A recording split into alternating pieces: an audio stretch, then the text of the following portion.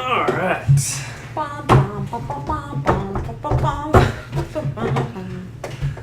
Episode 4. Awesome. Great episode last night. The Spoils of War. Picking up right where we left off. And we're here to break it down for you Yes. with... Say your name. You know, you can start.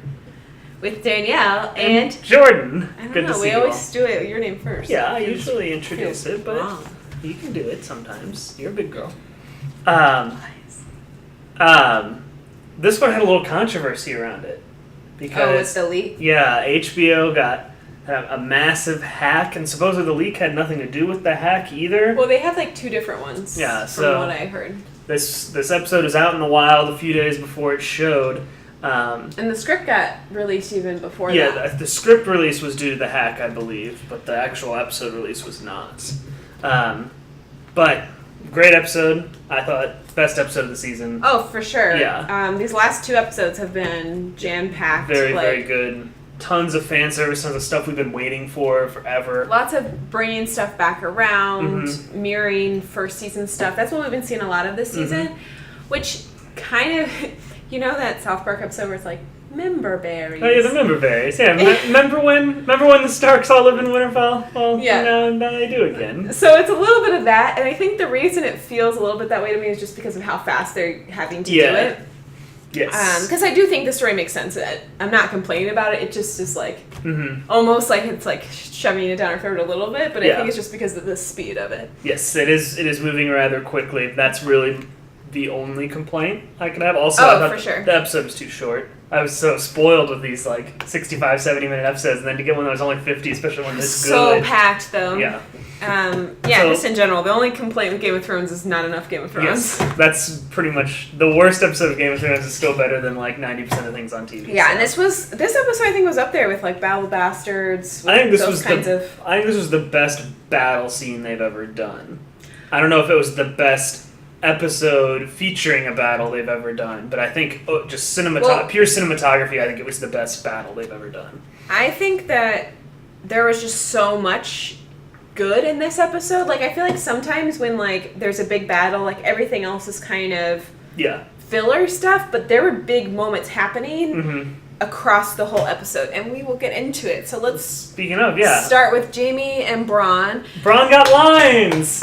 I love when Bronn gets to talk. That makes me so happy. He's one of my favorite characters. So he's kind of giving Jaime a hard time, saying he wants more. Like, he basically is like, I'll take this castle. Well, and understandably so. Jaime would be dead if it weren't for Bronn at this point, multiple times. True, but the whole way that they were able to get the Tarleys was they are the ones who are taking this castle. He can't be like, all of a sudden give it to Bronn. Yes. Like, that doesn't make any sense. So, yeah, Bronn is getting a little miffed.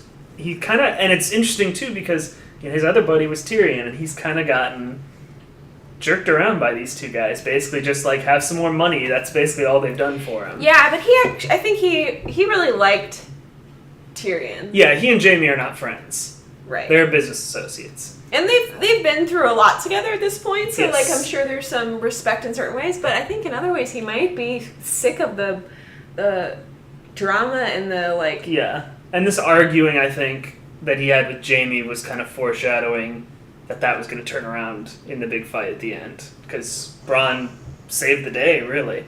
Yeah. I wasn't sure at first. So at the end, I mean, not to skip all the way to the end. We'll get there when we get there. Okay. After that, we cut to King's Landing real quick. The Iron Bank is very excited that Cersei's going to get... Your theory is dead in the water. Yeah, it's not Arya. Oh, well. It was a long shot. But yes, the Iron Bank basically says we're going to continue to support you if you can, but if as you can soon as deliver. the money comes. And that also becomes a big point later because we don't know how much money got through. Right, and that was really confusing to me because people were like, "Oh, the money already came through," and then other people were like, "She burned the money up," and I'm not really sure what really happened. We'll get there. Yeah. The other big place we spent time at this episode was Winterfell. Yeah. I feel like we got some really good stuff. 2 seconds. There we go. And we start with Peter and and Bran. Yes. Oh, I love that scene. We've had all these theories about the dagger, and we knew that Arya was going to get it because of promo photos of her having it, and we saw in the preview last week of it being unsheathed by Peter. So we thought it was going to be like this big conflict, maybe. Where like maybe he dies and Arya kills him. When Sansa has a really good point, though. What's that? He wants something. There's no way he would give that dagger away. Like I have no idea what his game plan is, but he's up to something clearly in giving this dagger to Bran. And he looked pretty excited that Arya had it, also. Yeah, he looked very excited about her fighting in general. Yeah, he's that become scene was tough. More. That was confusing. What Sansa was thinking, what Peter was thinking, but also, so back to him and Bran. Part of me thinks that he's trying to woo him, like win him over, because he's like calling him Lord Stark, and he's like, I'm not Lord Stark.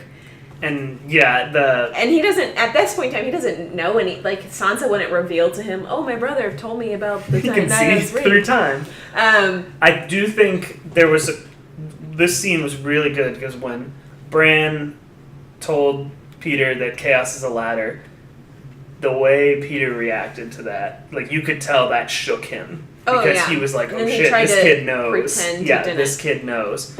And I think this is one of the first times I've ever really seen Littlefinger and thought, this guy's in over his head and he kind of knows it now. Right. Well, he doesn't have anywhere to run. He's usually playing multiple avenues, and he really had to play his hand here. Yes. But the other downfall of him is that he's never really believed in anything supernatural. Yes, and now he sees it. But he's not prepared. He's prepared for everything. Like he prides himself on being prepared and playing every battle scenario. Yeah, that speech he gave last week to Sansa, and you can't play the battle of what is the kid who can literally do everything in his mind. Can see every battle in his mind. How can you fight against that? Plus, I don't think he's ever really bought into the White Walkers and all of that. Yes. Like, he has always had his mind on the throne and Sansa. Like, he's not thinking north, he's thinking south. Yes. And we got poor Mira, who just wanted Bran to, like, show some emotion. Like, hug her or something. And, yeah, I mean, I hope she gets to go away and be happy and not have to drag anything ever again. Well, I think there was a lot of big moments there, even though it was a small scene. You know, she says you died in the cave. Mm-hmm. So this idea that he's not really Bran anymore, and it gives us more clarity to that. And then also, the fact that she's leaving, I think is good, because that means she's not going to die, probably. Hopefully. And that might mean that next season we get to see Howland Reed, her father. Yes. Who was the other guy who was around when Jon was born. And so there's some interesting theories about Howland Reed, yeah. Yeah, there's some that he's not actually at their home. What's their home? The Neck? The Crannig, yeah. That he's not actually there, that he's at the Crannig Men. God's Eye. Mm-hmm. There's some idea, because Jojen was he was a green seer. Like, their family is much more of the First Men, like the Starks are. And so they have more of these supernatural abilities, like warging and all this stuff. So they're more tied in with that. So I think that will be really interesting if we get to see what's happening. Because I don't think all of the Children of the Forest are dead. I think there's some at I think you're right. God's Eye. Yes. And then we get Arya coming back to Winterfell. And she and Sansa have still kind of an awkward reunion, but not as bad as Sansa and Bran meeting last week. It was just very, these were two people who never really saw eye to eye, who are kind of being forced back together almost. Yeah, well, what this scene really brought up for me was, like, a lot of these, so the Starks are coming back together and they're creating this family again, basically. A wolf pack more than anything, but it is more of a wolf pack. It's more of survival than like they've grown up so far apart. They've had so many different experiences. They don't really have a lot to connect them on, except that they're family, except that they love their father, except that their home is Winterfell. So it's very much this, we're in this together, but we have to figure out new relationships now and who we are again, because they're totally new people. Mm-hmm. So we know that they are good people, right? The Starks are good people. And so Arya might not be anymore. She's she has her own moral compass, but she's a good person. But if your own moral compass is I'm going to murder anyone who's wronged me, that's not the best moral compass in the world. But in this world, it's actually not that far off of being good. Yes. They're at least trustworthy and loyal. Yes. And I did see a really interesting idea, too, that they've sort of, actually, even though it seems like Sansa and Arya have taken these vastly different paths to get where they are, they've actually become more like one another, because Sansa kind of has that scheming kind of real world view that Arya always kind of had, and Arya kind of has some of that pride, arrogance and pride that came with Sansa. So it's almost like even though they're very different people, they're almost moving closer together by absorbing some of those traits from one another. Well, I think in a lot of ways they've just become more of who they are. Sansa always wanted to be a lady, and she is, but it's not the romantic idea that she thought it was. And Arya always wanted to be a fighter and be better than the boys at things, and she is, but it's not as romantic as she thought it was. So in a way, they've fulfilled their dreams in just tragic ways. And then Bran gives Arya the Valyrian steel dagger. He seems to be a little bit more warm to her than he was Sansa, and I know they didn't really show it that much in the. Maybe it's just because the family's getting back together in general. Right, maybe when Jon comes home, that'll help them even more. True, but I know in the books, him and Arya had a closer relationship than him and Sansa did, so I don't know if that has to do with it. They were closer in age and that kind of thing. But I don't so why do you think he gave her the dagger? Because he sees everything, right? So do you think? And we don't really know if he sees the future. I don't. We know he sees the past and the present. We don't know if he he gives her the dagger knowing that. I mean, it's not going to do him. He even says it's not going to do me any good. You don't think it's foreshadowing anything? I think it is. I think he's giving it to her knowing that she's going to use it to cut down their enemies, because he knows all about the list. Right. Arya's list. I love that scene when she first tells Sansa about the list, and Sansa's like, "Oh, that's funny. You have a list." And then Bran's like, "I know about your list," and Sansa's like, "That's creepy." And then she sees her fighting, and she's like, "Oh, yeah, this girl is terrifying." Do you think he can see the future? Because I don't. I think that would make this story stupid. I don't think he can see the future. I think he can predict the future pretty easily. Maybe he can see the way different things could go. I mean, I guess the old Three-Eyed Raven. Yes. Knew that Bran was going to be coming. Yeah, but he could probably see Bran coming, because Bran was on the way. You don't think it was before that? I don't know. It's possible. I don't know. Anyway. Interesting. We head over to Dragonstone. We get Dany and Missandei talking about little Grey Worm loving. Yeah, that's funny. And then, it was a very humanizing moment. We've seen Daenerys kind of move away from, I'm a doofy little girl to I'm, this terrifying warlord. And she's like, so tell me, how's the lemon? She's like, lots of things, huh? It was very, it helped remind you that these are just two teenage girls, basically, playing at kings. Mm-hmm. I mean, obviously, with, dragons and shit, but... Right. These are just two teenage girls. I was looking at my notes because it was so dark, and I'm like, I can't even read my notes because I just was writing scribbles for that. But I am like, sex talk. No, wow, that is gibberish. So Jon takes him down to the cave full of obsidian. I was also so excited about this part, so that's probably also why. Yeah, takes her down to the cave full of obsidian. They get kind of flirty, which, again, so forced. Those two have zero chemistry whatsoever. But they're it's just obvious, very cold people. Yeah, it's obvious the show is pushing them towards are these two going to wind up hooking up? Well, when you think about it, she keeps asking him to bend the knee, and he doesn't really want to. Mm-hmm. But one solution would be that they get married, and he is still king, and she is still queen, and they that is a possibility. And I think that's what Davos is kind of thinking, because he's the one who's kind of asking him about that, and kind of Davos wants Missandei. He's totally into her, even though he's 3 times as old as her. But yeah, he shows her the I got something else to show you, and it was not. Like many of us thought it was not what many of us thought it was going to be. We see these cave paintings. That was an incredible scene. A lot of And it was a lot of the images Symbolisms. that we've seen, like all the of bodies the circular get left in. things, Yes. the like the god eye symbol from the very first episode where it's a circle with a line through it, the tree spiral thing.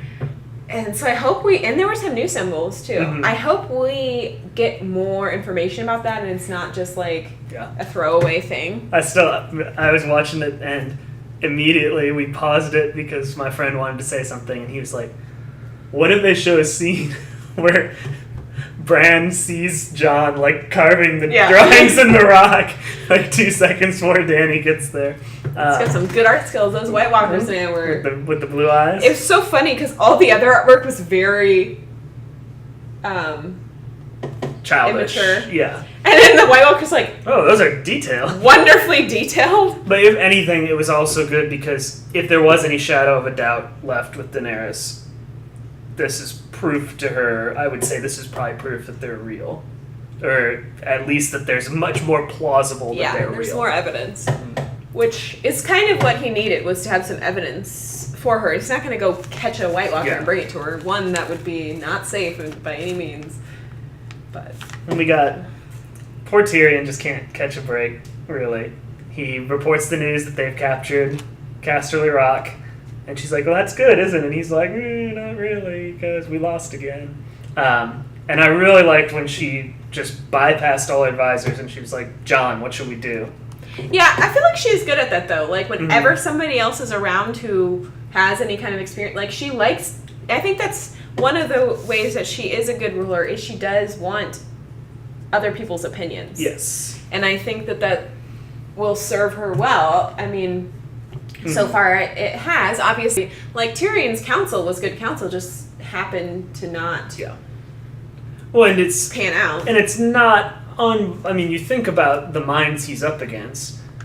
Jaime is one of the best military minds in Westeros. Cersei has proven that even though she overestimates herself a lot, she's pretty darn good at scheming plots. Euron is clearly a good commander. I mean, Tyrion is up against some big timers. So it's not ridiculous to think, like, yeah, he's got some good plans. Well, and it's not like he knew that they were going to get the Tarleys. Yes. Like, there's some... They didn't know they were going to get Euron. Like, there's some people that were not clearly defined to anybody. Yes. I mean, they thought Euron was going to go for the queen, but they had known that he was going to go for Daenerys. Yes. So... Which maybe Daenerys is regretting that decision. Yeah. Just like, man, these are the Greyjoys I got? I could have that guy? We cut back to Winterfell real quick for a great scene with Pod and Brienne and Arya, where Arya shows off her skills in beating... I think that's one of the best fight scenes. Beating the best fighter in Westeros. Do you think she was going full force?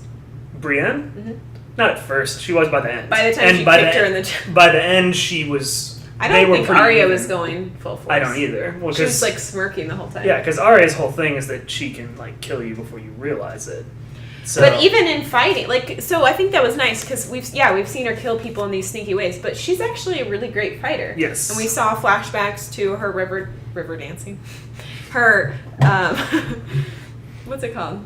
Water dancing. Water dancing. Thank you. Serial Pharrell. Hey, it made sense. You were pretty close. River, water. Yeah.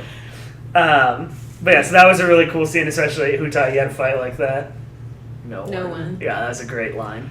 Yeah, what do you think Baelish is thinking, and what do you think Sansa is thinking? I know we've touched on that earlier. But I think both of them are... I think Sansa is realizing just how powerful and scary her siblings have become. I think Littlefinger is trying to work out, how can I weaponize this? How can I use this to my advantage? I have this literal magic boy and this crazy assassin who just beat, the best fighter in the world. Because I think he knows that if he's not able to get rid of them or turn them to his side, that he is screwed. I think he's trying to create chaos in Sansa's world so that she needs him more. So I think he likes the fact that Bran gave it to Arya because that shows a connection between them and not a connection to Sansa. She still needs someone, yeah. Yeah, I think he likes that Arya is now connecting with Bran because Brienne is also her other person, and so he's going full abusive relationship. Yeah, I think he's trying to isolate her. Yeah, I want you to need me. Because even before these reunions, that's what he's trying to do between her and Jon. He's trying to create a wedge. So I think he's trying to create these wedges, and he sees that she's upset about the fact that Bran and Arya and Brienne, he sees that, and that's what he's smirking about. But I think he's trying to play the nice guy and play into that, so I think he's trying to manipulate her. Yes, I agree. More than anything. Because I think he also realizes that she's the only one with any power in the North that he can manipulate. Yeah. Because he knows he can't manipulate Bran. I think he looks at Arya and he's like, I'm not even going to try. I think he was trying to, and then he got freaked out. Yeah, and Brienne obviously has basically said, I want nothing to do with you. Yeah. And Jon clearly wants nothing to do with him. So I think Sansa is kind of his last resort. Right, but I do think he is trying to play every game. He's trying to not lay his hand out for any of them, just in case, because ultimately his first goal is to survive, right? So if something happens to Sansa, he needs to have someone else on his side, but he's not going to. We cut back to Dragonstone real quick to get the worst family reunion of all time between Theon and Jon Snow. Sorry, I pretended to murder your brothers and then helped Ramsay Bolton and watched him rape your sister. It's pretty awful. Well, the main thing is that he just betrayed Robb and he betrayed the whole family. I don't think Jon blames him for being with Ramsay. I bet he does, kind of. With the Sansa stuff, I mean. Yeah. Okay, yeah. I think he blames him for Bran and Rickon and the war stuff. Yes. And then the last line of that scene, the queen is gone. Yes. And they don't tell us where she's gone, because earlier in the episode they've been talking about, well, let's just go torch King's Landing. They're trying to talk her out of it, trying to dissuade her. And we see that she did take their counsel into play, but is balancing it with her own thoughts now, which is good and bad. We'll see how that plays out. But, she didn't go burn down castles and innocent people. She went directly to an open field with... But I still think that's an interesting idea, because just a few episodes ago we did get this scene of the soldiers not being, the soldiers with Ed Sheeran that Arya met, and that kind of humanized the Lannister soldiers for her. And with Daenerys, you can see the look on Jaime and Bronn's faces as they're watching. Men disintegrating when she's burning them. But here's the point: they could choose to run away and retreat at any point. Yeah, except you can't really. But yeah. You can, because at the end, on next time, we see all the ones who did surrender, and she is going to give them a choice. True. So, they're innocent to the point where they surrender. If you're fighting, you're going to get fought against. That's how that works. I'm not saying it was necessarily their choice and they're not cute. They're obviously pawns in these bigger players' game, but they're making their own choices, too. But masterfully shot, though. This battle was so cool. I loved when Bronn could hear the Dothraki coming, and they had this shot of the hills where you couldn't see anything, but you could just hear them. You could hear the galloping. You could hear the war cries as they got closer and closer, and then... And this was the whole horde. We haven't really seen them. Well, that's one I remember people talked about, thinking that she had this massive army of Unsullied, and that's not true. She has a small army of Unsullied. Her massive army is the Dothraki, and that's I think she has 10,000 Unsullied, though. It's 10,000 or less, but she has... Well, some of them have died at this point. I think she got 10,000. The Dothraki is tens of thousands, maybe 100,000. She has this massive army. How is she feeding all these people on Dragonstone? There is no food there. I don't know. I guess they're kind of all over the place. Yeah, but you get to see the panic set in. Bronn knows immediately. He's like, we're not going to win this fight. He's like, you need to go. He tells Jaime, and Jaime's like, he's panicking, but he's not going to do that. Yeah, his honor is kind of the most important thing he has. And, you think of his character, dying on the battlefield is the only way I think he could ever really see himself going. Oh, yeah. So, I think that's his suicide charge at the end. He thinks, well, I'm probably going to die doing this, but what a way, they're going to sing stories about me. And you think about the last time he was in a battle that lost and he ended up getting captured, which is likely to happen if he survived that fall. Yes. Cersei never forgave him for that. She blamed him for that. And, this is the only person that really matters to him. Yeah. And he knows if... I do think that's going to drive a wedge between Jaime and Cersei. Because I do think Jaime is going to get captured, and then they're going to try to bargain him. For, like, Yara. Either Yara or Ilaria or something. And I think if Cersei tries to play any sort of hardball with that dealing, that's going to kind of finally cut Jaime off from her. But we got this battle is so cool. We got to finally, we've seen the dragons, they torch ships. We've seen them burn like kind of people here and there, but we've never seen one in a big fight like this, especially with Daenerys riding it. What was interesting is that the other dragons weren't there. Yeah, maybe she didn't want to go all in. I don't know. But it's interesting because it makes me wonder, foreshadowing, Are they somewhere else? Is something going to happen with Jon and the dragons while she's gone? Mm-hmm. Like something happened with Tyrion and the dragons when she was gone before. Mm-hmm. We did just Drogon. We did get, and at the beginning of the scene, reality, it's probably just money. That's why they weren't there. Yeah, probably. At the beginning of the scene, Jaime did say that the gold got into the castle. Okay. I don't know if it all got into the castle. Yeah, because they're just getting, like, the grains and stuff then. Yeah, and so I really don't get why she burned up all the food, though. Cause I don't think she knew it was food. I think she thought it was the money. Why would she burn up the money? I don't know. Because she's mad. She's not a dragon. I'm sure she was trying to burn their resources that were keeping the Dothraki safe. Because you can't really continue burning at that point. We did get the Scorpion. Qyburn's weapon does come out. Bronn at the helm. And we know it does work now. It does work. Sure. Not quite as powerful as I thought, but you know what else Cersei's become very interested in lately? Poison. I'm a little nervous about that. A little nervous about it. But I don't think so, because you can't, the poison needs to be fairly freshly put on there to be effective, I would assume. Really? Maybe Bronn was doing that when he went in the little tent before he opened it up. I don't think he's poisoned, but it's a fair scary idea, yeah. But in reality, it's just really a flesh wound. Like, they're going to be able to pull that out and he'll be okay. But now they know. Yeah, it's an important idea that now they know this weapon works, and they know the dragons can be hurt. Both sides know this. If Jaime and Bronn and troops get back, they can report. Oh, I'm sure some people ran. The dragon came down. But what was also interesting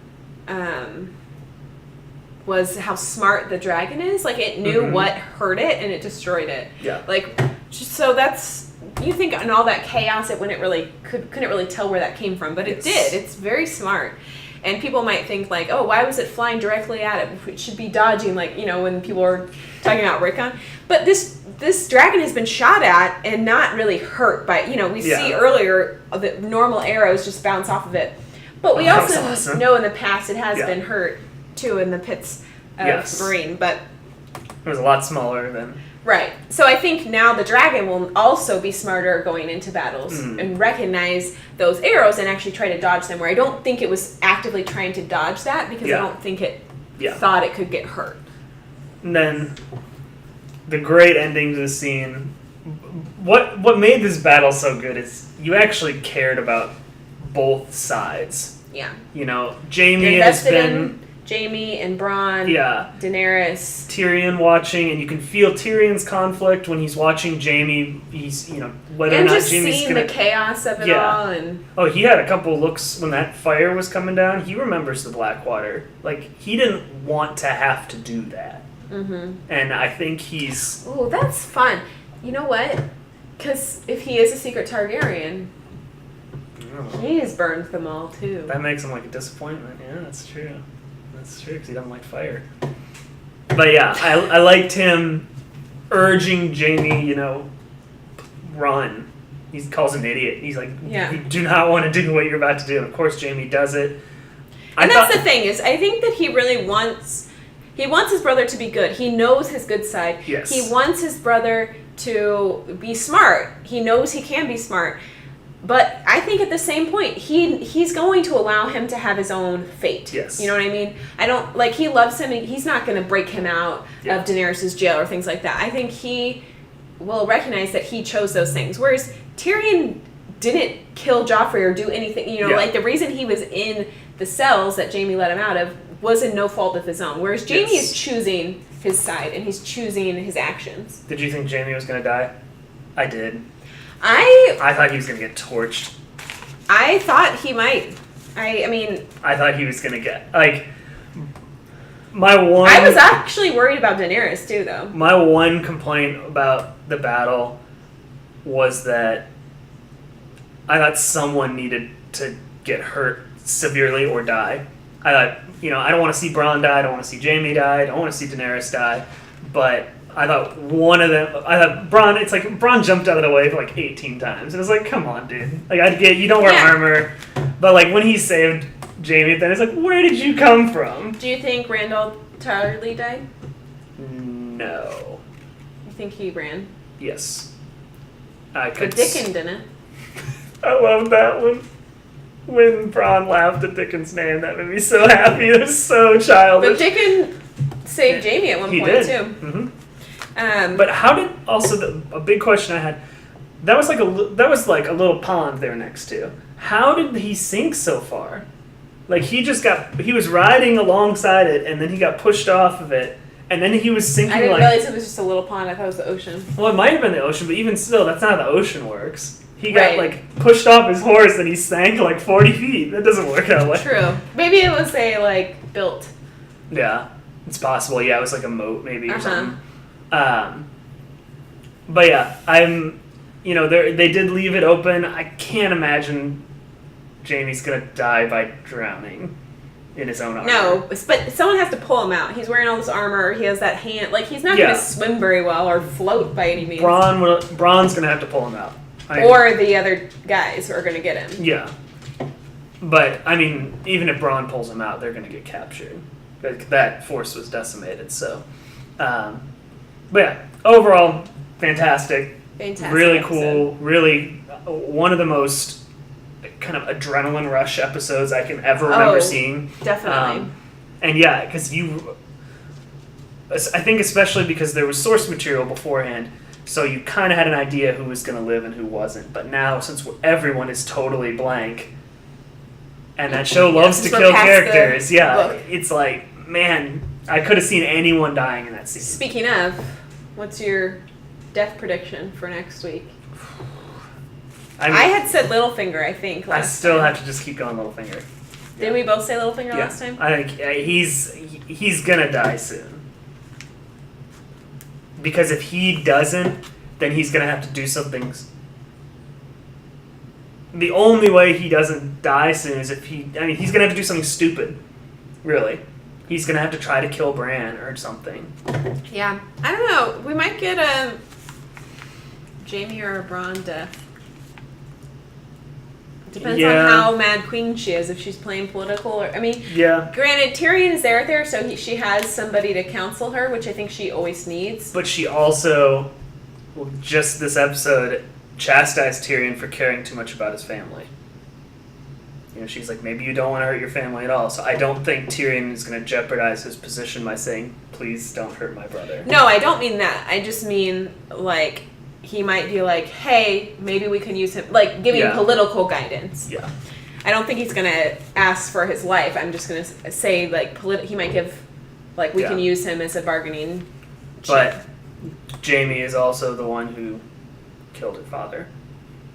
So but that's going to be tough for her. She knows he was crazy, too. Yeah, but that's going to be tough for her to get past. Yeah. So we have a little next time on Thrones.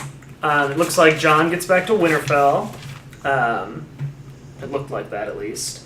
We have Dany talking to the leftovers from the battle and telling them to bend their knee or she's going to kill them. So she's really changed her stance on things, which granted... Yeah. when she's done that before, it's usually been to civilians, not army. So I don't think that means she's full Mad Queen. Yes. That she's threatening to kill people.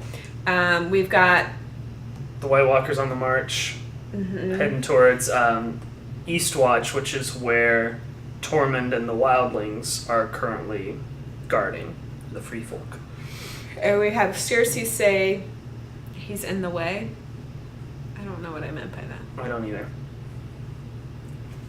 You let me know in the comments what I meant by that. Good note taking. But yeah, the next weeks on Game of Thrones, they're not the most revealing anymore. It's just real quick cuts. And, so quick. Yeah, it's pretty tough to tell what's going on, but it looks like we're going to get some White Walker action next week. And in the aftermath of the big dragon fight, it looks like they'll be the two main things.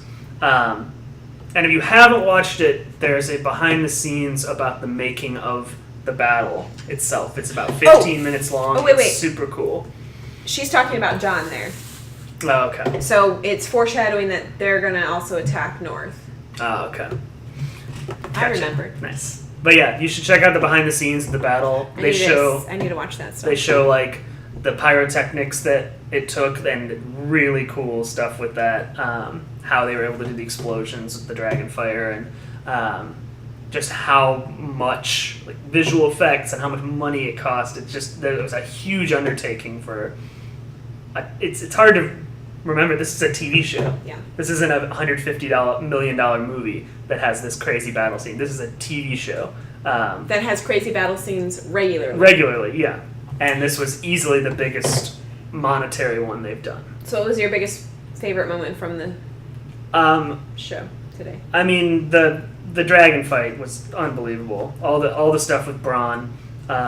One moment. And the tension in that. One moment, I would say probably... Or one scene without a cut. When Bronn hit the dragon with the scorpion. My favorite was actually Arya versus Bran. Yeah, that was cool too. I think Maisie Williams is just an incredible actress. Yes. How much she acts with her face, and so that scene just helped solidify who she is as an actress. We want to hear your favorite scene in the comments, and also who you think is going to die next, and who you think might be a merman. Varys. Might be someone else. All right, so thanks for watching. Please like and comment and subscribe. It's been fun. Check out our links down below for social media and all that good stuff. In the description below. Yes, it's been fun. We'll see you guys next week. Excellent.